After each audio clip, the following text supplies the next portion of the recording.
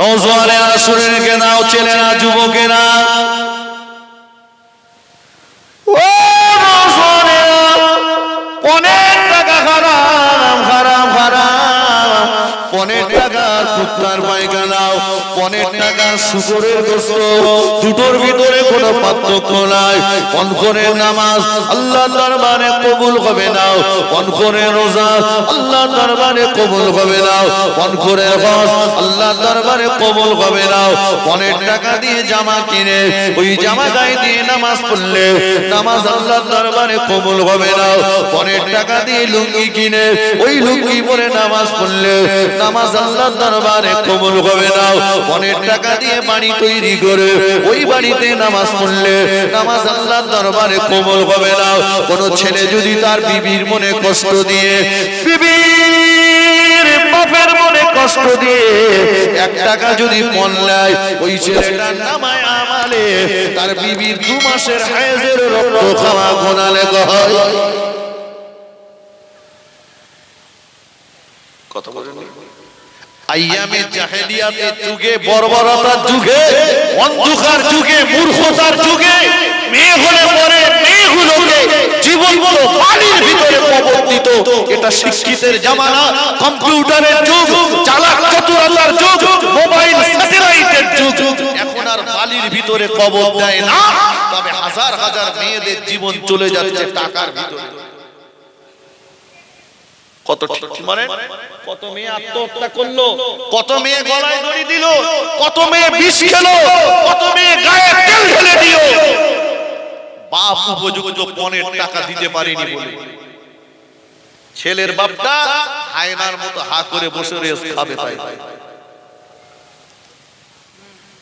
এখানকার ছেলের বাপেরা সব এরা খুব একটা বড় হা করে। যে ছেলে ঠ্যাং সোজা করে ফেলতে পারে না, ওর দাম 70 টাকা। মানে বলছে অ্যাপাসি চাই, অ্যাপাসি। ওরে যদি বলা হয় এই অ্যাপাসি বানান কর দি, অ্যাপাসি বানান জানে না, ওই অ্যাপাসি লেবে লজ্জা। ফিরে আসে একটা বিয়ে দেখেন, সুন্নত পালন হচ্ছে দেখেন, যাক লেনদেন মিটে গেছে, ওটা বাদ দাও। এবার কি হবে? শুনছেন তো নাকি? লেনদেন মিটে গেলে পরের ধাপটা কি হবে?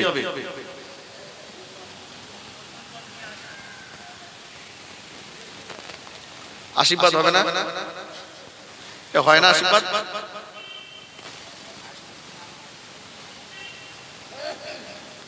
মেয়ের বড় আব্বা আশীর্বাদী করতে যাচ্ছে, একদম পাপন্ত জামা পরে, মাথায় টুপি, হাজি রুমাল, টেরপল হাজি। কি হাজি?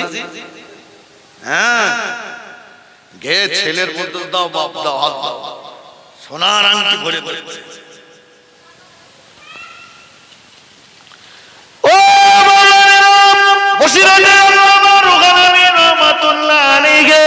স্পষ্ট ফতোয়ায় আমিনিয়ার ভিতরে লিখে দিয়েছে, বিবাহের আগে যে আশীর্বাদী করা হয় উহা নাজায়েজ। বিবাহের আগে যে আশীর্বাদী করা হয় উহা নাজায়েজ। একদিকে আশীর্বাদী করা নাজায়েজ, একদিকে আশীর্বাদী করাটা নাজায়েজ, অপরদিকে সোনার আংটিটা পুরুষের জন্য হারাম।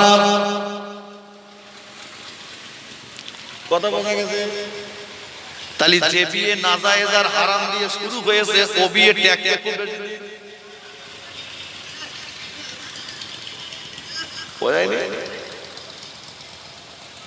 জামার বোতাম খুলে দিয়ে বেড়াচ্ছে, এই যে শ্বশুর বাড়িতে হাত দিয়েছে, হাত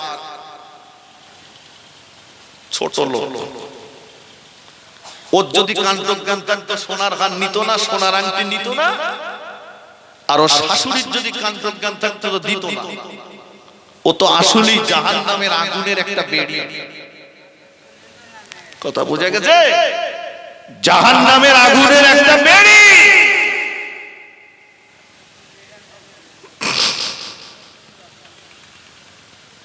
পচা কাঁঠালের মুসি খরিদ্দার। কাঁঠাল যদি ভালো হয়, ভালো খরিদ্দার আছে, কে বলে নেবে না? কথা বলতে পারেনি? পচা কাঁঠালের মুসি খরিদ্দার। পারবেন? একটা মেয়ে হাফেজ তৈরি করেন তো। আমি বলে যাচ্ছি, আপনার মেয়ে বিয়ে যদি না হয় সব টাকা আমি দেব।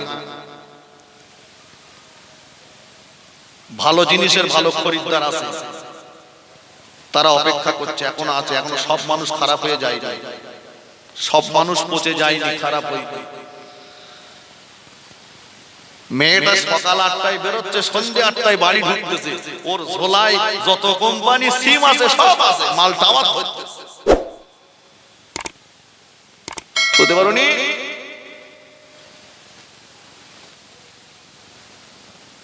পর্দার ভিতরে রাখুন, দেখবেন কোন জিনিস যখন কোন কিছুর ভিতরে মুড়ে রাখা হয় তখন তার প্রতি মানুষের একটা আগ্রহ, আকর্ষণ থাকে। কি আছে ওর, ঠিক না বাবা? কি আছে ওর ভিতরে, কি আছে একটু দেখতে মন চাই। এখন যদি একটা বাক্স মুড়ে ভালো করে সুন্দর করে এখানে এনে বলা হয়, বাবা লাস্টে দেখানো হবে এর ভিতরে একটা আশ্চর্য জিনিস আছে, সবারই মন চাইবে কি আনলো, ব্যাপারটা কি, একটু দেখতে হবে, আকর্ষণ থাকবে না? ফিরে আসুন। তাহলে কি বলেছিলাম মনে আছে? কি বলেছি? আশীর্বাদী নাজায়েজ সোনার জিনিস পুরুষের জন্য। এবারে দিন খান ঠিক হয়ে গেল, দিন খান ঠিক হয়ে গেল, বিয়ে করতে যাবে ছেলে। আর ঠিক যেদিন বিয়ে করতে যাবে তার আগের দিনে চলছে উভয়ের বাড়িতে গান বাজনা, ঠিক কিনা? কথা বলে না কেন? তার কথা একটু আগেই আপনাদের শুনিয়েছি। রাসূল বলেছেন, ইয়ামসাকু আকওয়ামুন কুরবাল কিয়ামা কিরাদাতাও ওয়া খানাসিরা, ওদের চেহারা আকৃতিগুলো শূকর আর বাঁদরের মতো হয়ে যাবে। ছেলেটাকে গোসল করানোর সময়, মেয়েটাকে গোসল করানোর সময় চলছে বাড়িতে রং খেলা খেলি চলছে। গোসল করানোর সময় দাদিরা, নানিরা, ভাবিরা সবাই মিলে কাদামাটি করা হচ্ছে, রং খেলা করা হচ্ছে। ও ভাইরা আমার, বসিরহাটের বড় মাওলানা আল্লামা রুহুল আমিন রহমাতুল্লাহ আলাইহি জরুরি মাসাইলের ভিতরে লিখে দিয়েছেন, মুসলমান রং খেলা করতে পারে না, কোন মুসলমান রং খেলা করতে পারে না। রং খেলা করা খারাপ। কোন মুসলমান যদি রং খেলা করে ওই মুসলমানটা বেঈমান হয়ে যায়, ওর বিবি তালাক হয়ে যায়। ওই বিবির সঙ্গে নতুন করে যদি বিয়ে না পড়ানো হয়, ওই অবস্থায় বিবির সঙ্গে মেলামেশা করলে কিয়ামতের ময়দানে জিনাকারীর লাইনে দাঁড়াতে হবে। মুসলমান কোনদিন রং খেলা করতে পারে না।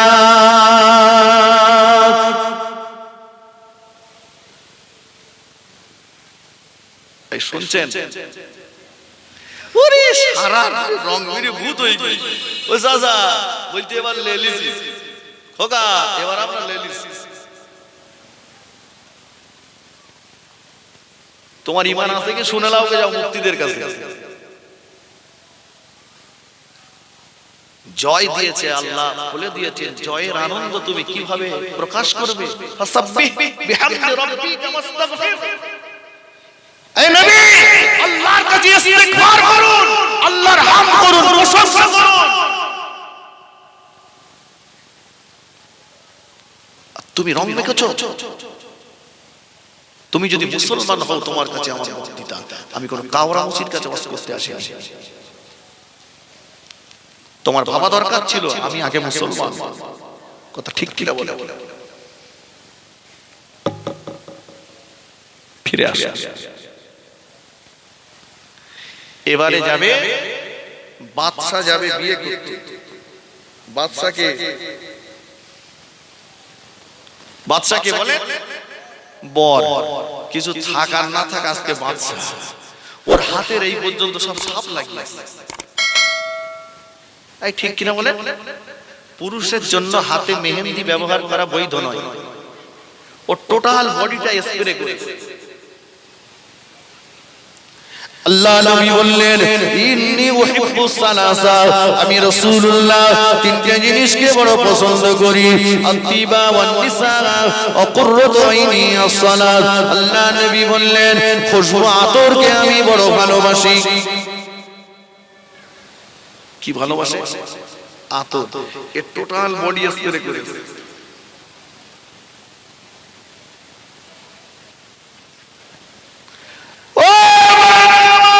যে ছেলেটা বিয়ে করতে যাচ্ছে টোটাল বডিটা ওর স্প্রে করা, ওর হাত টোটাল বডিটা স্প্রে করা, ওর হাতগুলো সব সাপ লাগানো।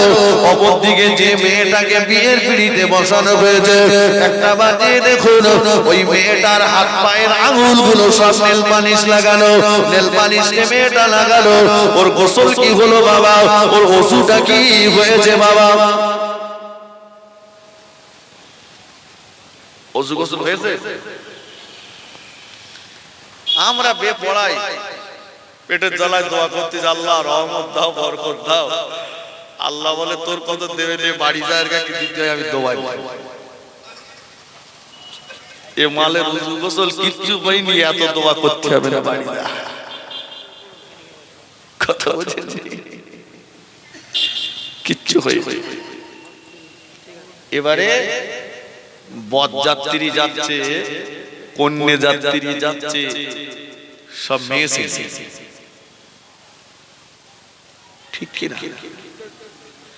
মেয়ে ছেলে। আওয়াজ হাজী সাহেব হজ করতে যাবে, এয়ারপোর্টে তুলতে যাচ্ছে মেয়ে ছেলেরা। হাজী সাহেব তো ঢুকে গেল, আর এরা সারা এয়ারপোর্ট চষে বেড়াচ্ছে। নামাজ নি, কালাম নি, কিচ্ছু নি, পর্দা নি, ঘুরে বেড়াচ্ছে সব। ও হাজী সাহেবের হজ হয়েছে?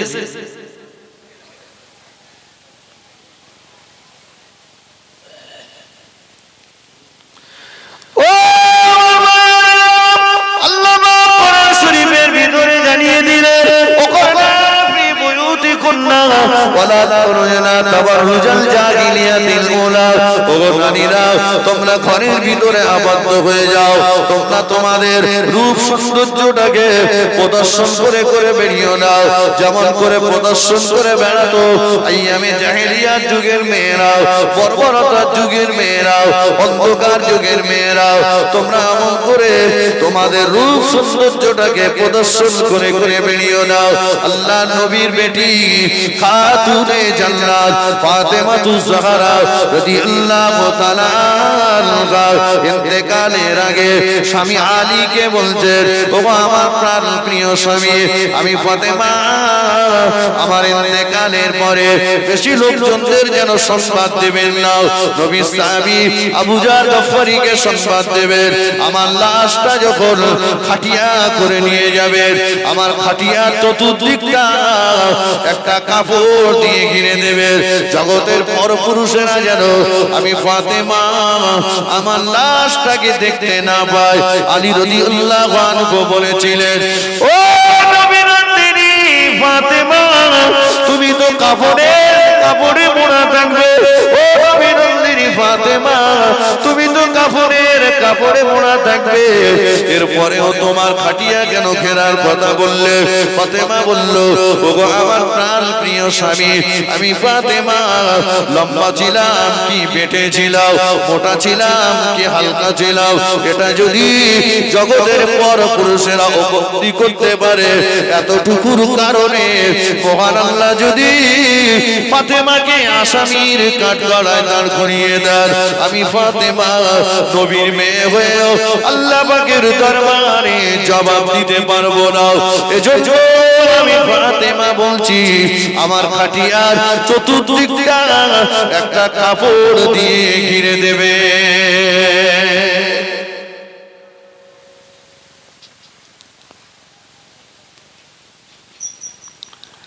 নবীর মেয়ে ফাতেমা, তিনি যদি এই চিন্তা করেন যে সমস্ত মেয়েরা এই বিয়ে বাড়িতে গেল, এরা কোনটা করলো,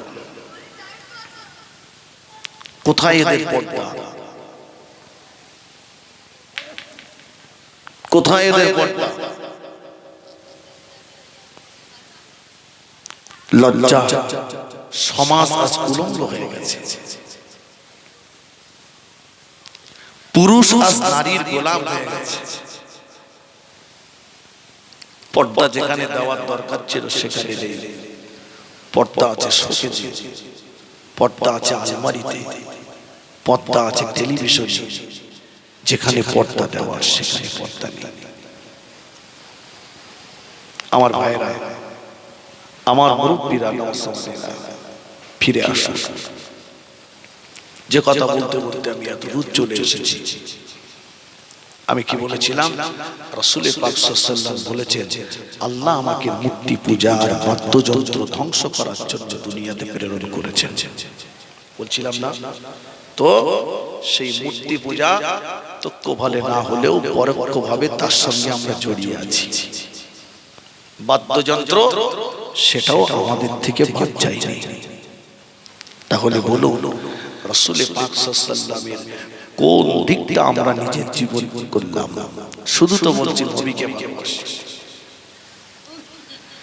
সর্বশেষ আমি আপনাদের কাছে যে হাদিসটা বলেছি, রাসূলুল্লাহ বলেছেন, ইন্নী উহিব্বুস সালাসা, আমি রাসূলুল্লাহ তিনটে জিনিসকে বড় পছন্দ করি, আত-তিবা ওয়ান নিসা, কুররাতু আইনি আস-সালাত।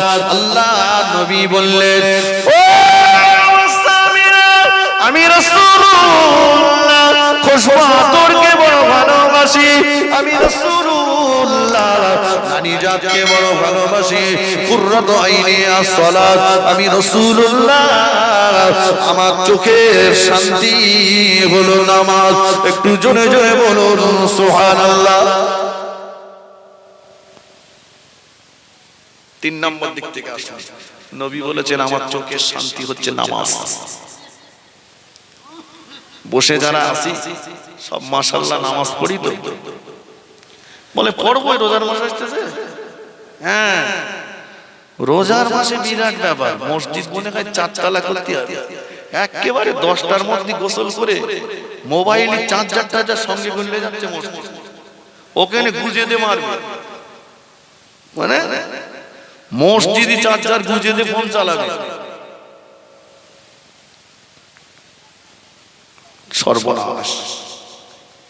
এরা মাঝে মাঝে যায়, সবে বরাতে গিয়েছিল, কিছু কিছু আছে সবে কদরে যাবে, গিয়ে নিয়ত বলার টাইম দেবে না, গুপ গাপ গাপ করতেছে। ওরে ডেকে জিজ্ঞেস করে, নেই ফজরের নামাজ পড়েছিলি? না। জোহর পড়েছিলি? না। আসর পড়েছিস? না। মাগরিব পড়েছিস? না। ও সবে বরাতের নামাজ পড়তে বুঝতে পারেনি।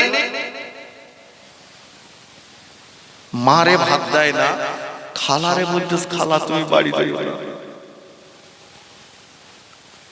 ঈদে দিনে ঈদগাহ ময়দানে একদম প্রথম কাতারে দাঁড়িয়ে গেছে, ফজরের নামাজ পড়িনি। ফজরের 2 রাকাত নামাজ কি ফরজ, আর ঈদের নামাজ কি ফরজ পড়িনি, ওখানে চলে গেছে। সকালবেলা উঠে ও জানে ঈদের দিন ভালো করে গোসল করতে হবে, একেবারে সাবান অর্ধেকটা সাবান মেখে বেরিয়ে আতর ঢেলিতে চলে যাচ্ছে। ওরে ডাকে, না হাতটা উঁচু কর। এই হাতটা উঁচু করে দেখবেন ওর বগলের নিচে আফ্রিকার জঙ্গল, ও সাবান মেখে দিয়ে যাচ্ছে। এই কথা ঠিক কিনা? এটা আবার এখন একটা ফ্যাশন হয়ে গেছে, ফ্যাশন। কিছু বুড়ো লোকেরাও রেখে দিয়েছে সব। 41 দিনের মধ্যে তোমার বগলের নিচে, নাভির নিচে অবাঞ্ছিত লোক যদি পরিষ্কার না করো, তোমার ইবাদত হবে না। কোথায় গিয়ে তো ঠুকতেছো তুমি? হ্যাঁ, শুধু পরিষ্কার, শুধু সাবান মাখতেছো, লজ্জা লাগতেছে?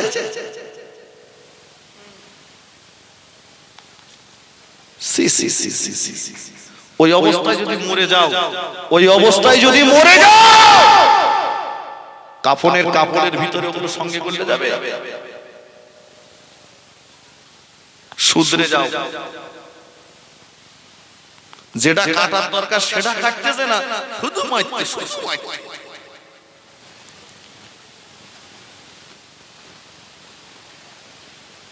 লজ্জা। আমার ভাই, নামাজটাকে আঁকড়ে ধরো, নামাজের পাটিটাকে জড়িয়ে ধরো। মসজিদকে ভালোবাসুন। কিছু মানুষ আছে মসজিদে গেলে জমের জ্বালা চড়ে, বুঝতে পারেননি? আমার কথাবার্তা একটু খারাপ বলে মনে হচ্ছে, হয় চলে যাব, পরের হুজুর আসলে চলে যাব, আমার একটু ভাষাপত্র খারাপ।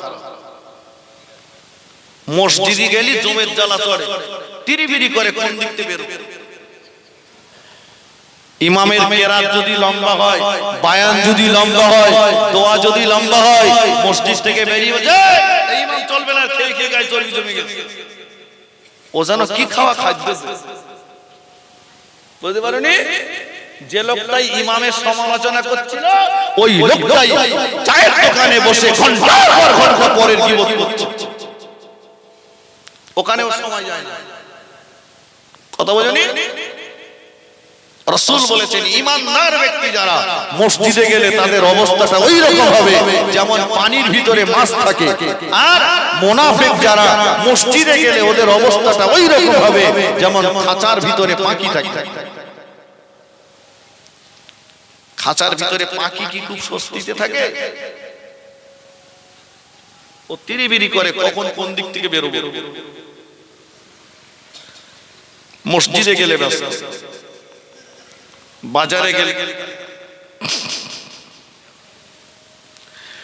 আল্লাহ নবী বললেন সাবআতুন ইউদিল্লুহুমুল্লাহু ফি জিল্লিহি ইয়াওমা লা জিল্লা ইল্লা জিল্লুহু। আল্লাহ নবী বললেন ও আমার সাহাবীরা, কিয়ামতের ময়দানে যেদিন মাথার 1 মাইল উপরে সূর্যকে নামিয়ে দেওয়া হবে, সূর্যের তাপে জমিনটা পুরো লাল তামা হয়ে যাবে, মাথার গিনুগুলো টকবক টকবক করে ফুটতে থাকবে। ওই দিন আল্লাহ পাকের আরশে আজিমের ছায়া ব্যতীত আর দ্বিতীয় কোনো ছায়া থাকবে না। ওই দিন আল্লাহ পাক 7 শ্রেণীর ব্যক্তিকে আল্লাহ পাকের আরশে আজিমের তলায় জায়গা করে দেবেন। আল্লাহ নবী বললেন রাজুলুন কলবুহু মুআল্লাকুম বিল মাসাজিদ ইজা খরাজা মিনহু হাত্তা ইয়াউদা ইলাইহি। ওই ব্যক্তিটাকে আল্লাহ পাক আরশে আজিমের তলায় জায়গা করে দেবেন। অন্তরটা যা জুড়ে রয়েছে মসজিদের সঙ্গে, ইজা খরাজা মিনহু হাত্তা ইয়াউদা ইলাইহি, মসজিদ থেকে বার হয়ে আবার যতক্ষণ মসজিদে ফিরে না যায় অন্তর যার মসজিদের সঙ্গে জুড়ে আছে ওই ব্যক্তিটাকে আল্লাহ পাক আরশে আজিমের তলায় জায়গা করে দেবে। একটু জোরে হবে না? 7 শ্রেণীর ব্যক্তিকে আরশে আজিমের তলায় জায়গা দেবে, তার ভিতরে ওই লোকটাকে দেবে যার অন্তরটা জুড়ে রয়েছে মসজিদের সঙ্গে। তাই বলে আমি বলিনি লেপ কম্বলে মসজিদে চুপ করে শুয়ে থাকেন, বাইরে বেরোতে হবে। কথা বোঝেননি?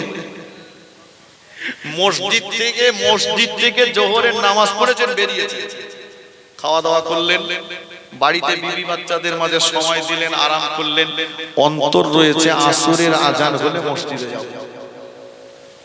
আসরের নামাজ পড়লেন, বার হলেন, বিবি বাচ্চা নাতি পোতাদের মাঝে সময় দিচ্ছেন, অন্তর রয়েছে মাগরিবের আজান হলে মসজিদে যাব। মাগরিবের নামাজ পড়লেন, বাইরে আসলেন, চা পানি খেলেন, সময় দিচ্ছেন, কিন্তু অন্তর রয়েছে এশার আজান হলে মসজিদে যাব।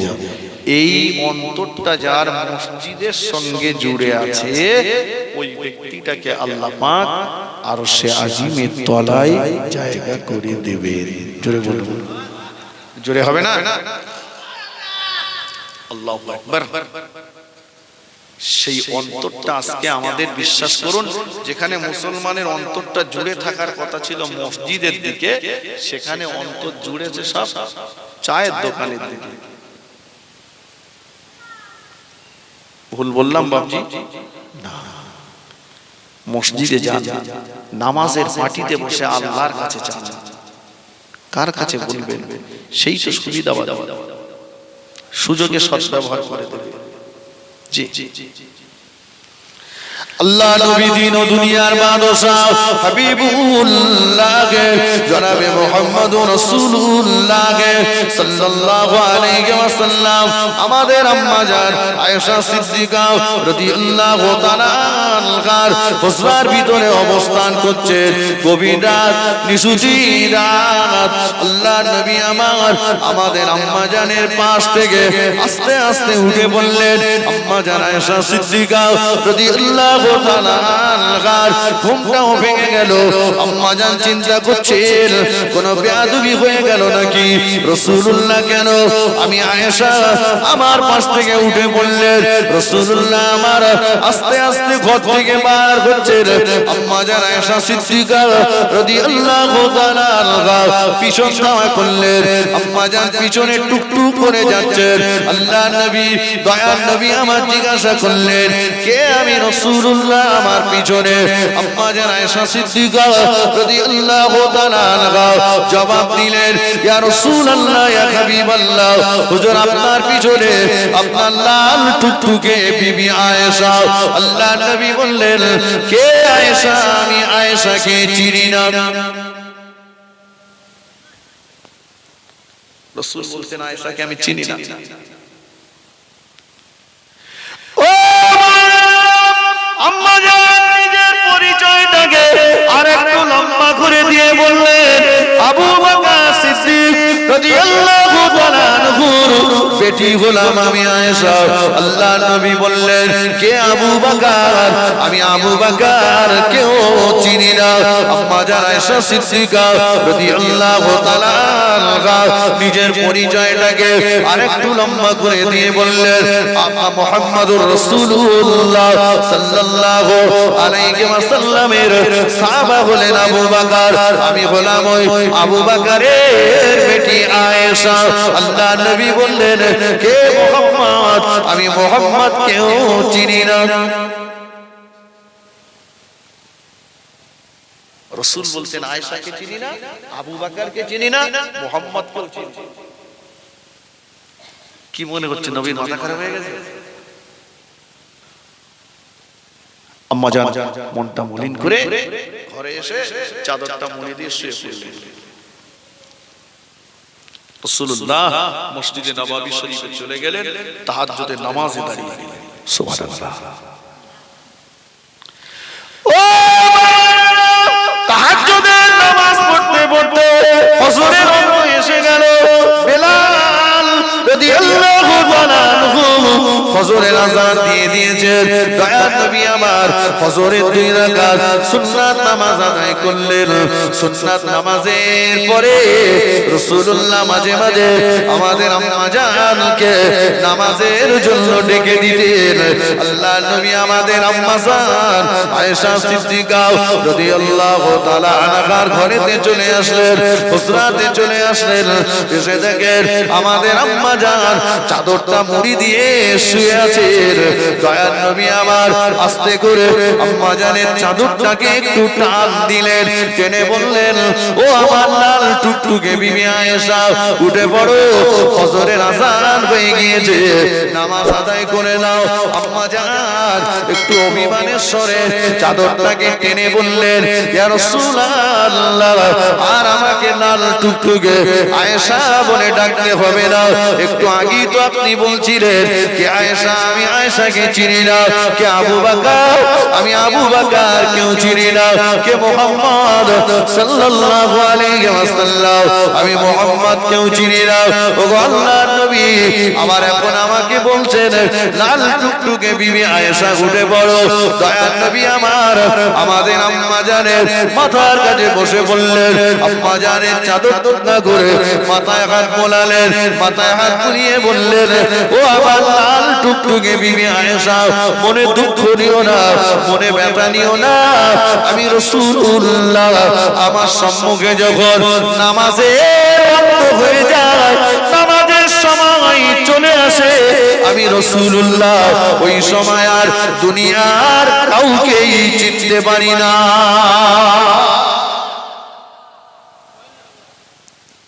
কি বললেন আয়েশা রাগ করো না আমার সম্মুখে যখন নামাজের ওয়াক্ত আসে তখন আমি দুনিয়ার কাউকে চিনতে পারি না। শুনছেন? আর আমরা তো নামাজের সময় আসলেই দুনিয়া, দোকানদার মনে করছে এই কোটা খদ্দের ছেড়ে দিয়ে যাবো, এরা গেলে আর আসলে সব ভেবেছি আমার আমার আমার আমার আমার আমার করতে যেই সব চলে গেল। আসলে কিছুই তো আমার না, ঠিক কিনা বলে? জমি আমার, আল্লাহ, আমি ভোগ করছি।